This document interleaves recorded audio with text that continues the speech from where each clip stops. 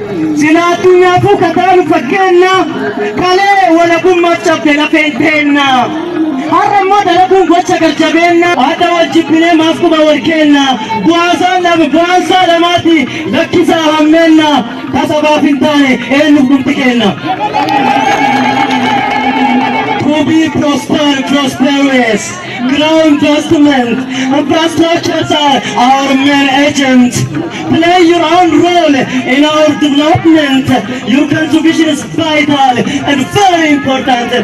Waluma dalanne, waluma guddanne, chito tokko dunne, wadu tokko nyanne.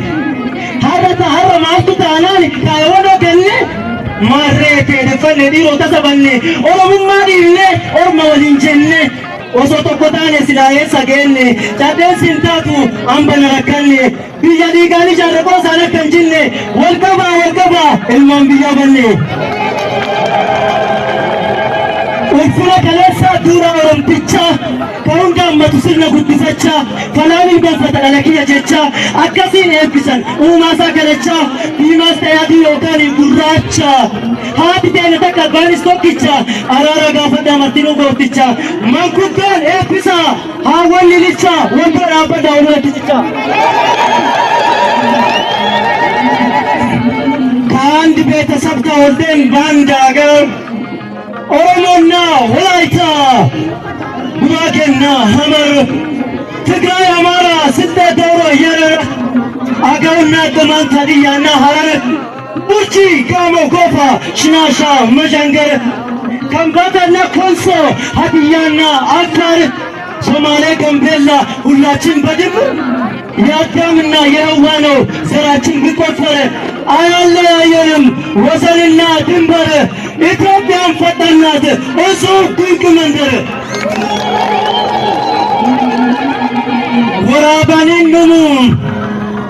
ወራበኒኑም ኦሮሞን ገላና መቻፊቱ ለመ ኢቱፊ ሁምባና ቦራ በረንቱን መንሰቦ ኮና ኮንቶማፍ ዳሪሙ ሁንዱምቱ አማና ራያፍ ያዘቦን ወሊት ደቻና አመንቲፍ ለጋን ማፍ ገርገር ፈጫና